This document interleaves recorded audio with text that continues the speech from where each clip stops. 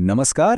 આજના આ ખાસ વિશ્લેષણમાં આપણે એક એવા વિષય પર વાત કરવાના છીએ જે પ્રાચીન પણ છે અને એટલો જ ઊંડાણપૂર્વકનો પણ છે. આપણે સીધી જ વાત કરીશું શ્રી નારાયણે નારદ મુનિને આપેલા ગાયત્રી ઉપાસના અને પુરુષચરણ પ્રયોગના ઉપદેશ વિશે. મંત્ર ઉપાસનાની આખી પ્રક્રિયા શું છે, તેની પાછળનું વિજ્ઞાન શું છે, તે સમજવા માટે આ સમજૂતી ખરેખર એક અદ્ભુત યાત્રા બની રહેશે. તો ચલો શરૂ કરીએ. આજના આ વિશ્લેષણની રૂપરેખા જોઈએ તો મુખ્યત્વે 4 મુદ્દાઓ પર આપણું ધ્યાન રહેશે. 1. આપત્તિનો ઉપાય. 2. ઉપાસના માટે પવિત્ર સ્થાન. 3. આત્મશોધન એટલે કે શુદ્ધિ. અને 4.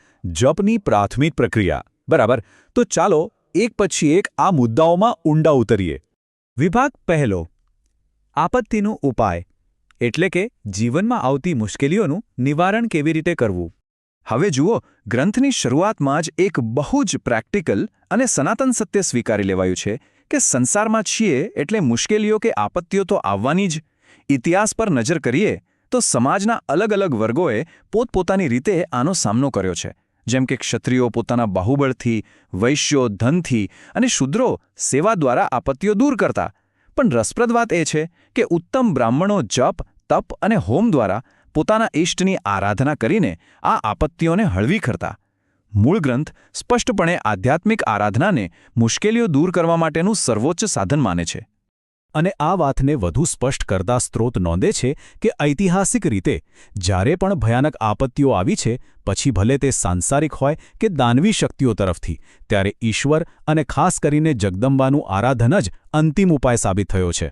જાણે કે આ આરાધના અદૃશ્ય શક્તિઓ સામે એક મજબૂત ઢાલ, એક રક્ષણાત્મક કવચ બની જાય છે.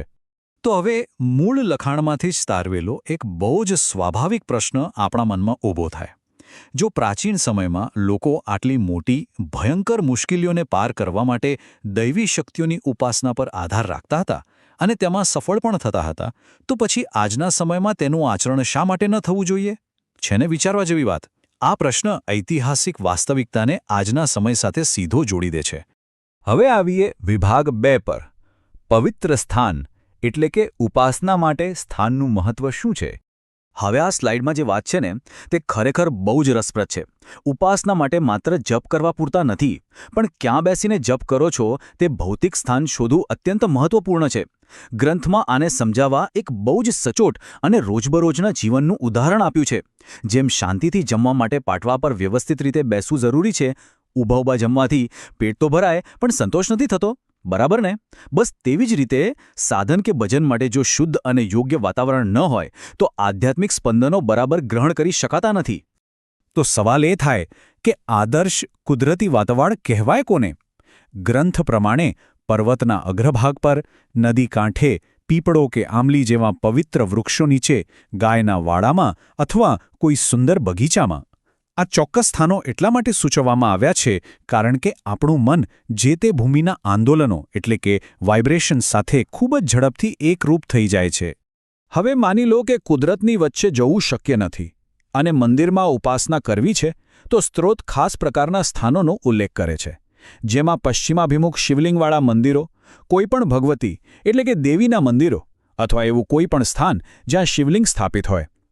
આ પ્રકારની વાસ્તુ અને દેવતા વિશિષ્ટ જગ્યાઓ એવી છે જે ઊંડી એકાગ્રતા જાળવી રાખવા માટે ખરેખર શ્રેષ્ઠ માનવામાં આવે છે.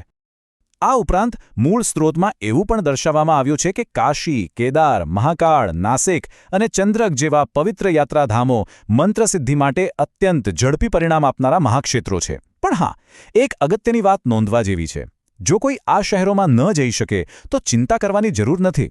કોઈપણ પવિત્ર ક્ષેત્રમાં ગુરુની સમીપમાં, કુર્મચક્રની પીઠિકા પાસે અથવા તો પોતાના ઘરે રહીને પણ જ્યાં મન એકાગ્ર થાય ત્યાં બેસીને આ પ્રયોગ સફળતાપૂર્વક કરી શકાય છે. ચાલો હવે આગળ વધીએ. વિભાગ 3 પર આત્મશોધન એટલે કે પવિત્રતાની પ્રક્રિયા. ભૌતિક સ્થાન ક્યાં હોવું જોઈએ તેની વાત તો આપણે કરી. હવે વાત આવે છે આંતરિક અને શારીરિક શુદ્ધિકરણની. શાસ્ત્રોમાં આ સમજાવવા માટે એક બહુ જ સુંદર રૂપક આપ્યું છે. લગ્ન પહેલાં વરરાજાને પીઠી ચોળવામાં આવે છે, ખરું ને? જેથી તેનું શરીર શુદ્ધ અને તેજસ્વી બને. બિલકુલ એ જ રીતે આધ્યાત્મિક સાધકે દેલપૂજા માટે બેસતા પહેલાં બાહ્ય આચારો દ્વારા પોતાને સંપૂર્ણપણે શુદ્ધ કરવા જોઈએ. આ ઉદાહરણ ખરેખર કમાલનું છે. હવે આ શારીરિક તૈયારીના કડક પગલાં કયા છે તે જોઈએ. પગલું 1 બાહ્ય શારીરિક પવિત્રતા અને સ્નાનાદિ શુદ્ધિ. પગલું 2 3 દિવસના ઉપવાસ. અને પગલું 3 અન્ય તમામ દૈનિક પ્રવૃત્તિઓમાંથી સંપૂર્ણપણે અલગ થઈ જવું.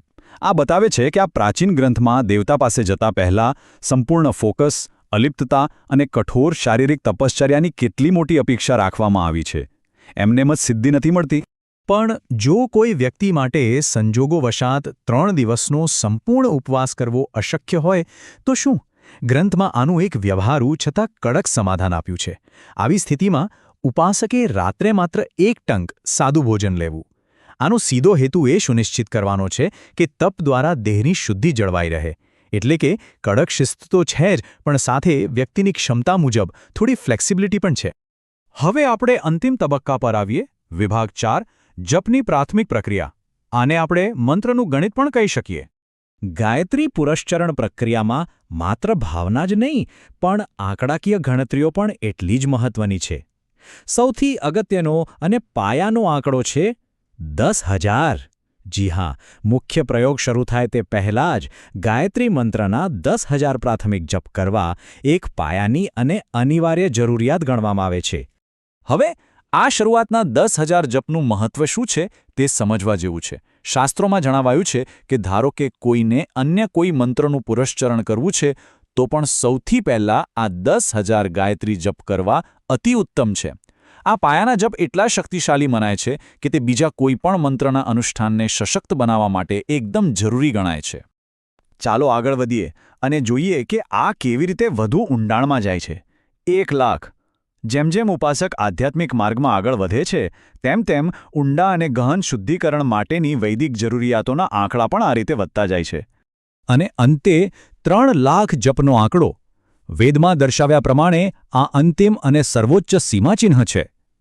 આત્માના સંપૂર્ણ તત્વની શુદ્ધિ, જેને આત્મતત્વની શુદ્ધિ કહેવાય, તે પ્રાપ્ત કરવા માટે 3 લાખ અથવા ઓછામાં ઓછા 1 લાખ ગાયત્રી મંત્ર જપવાનું જણાવાયું છે.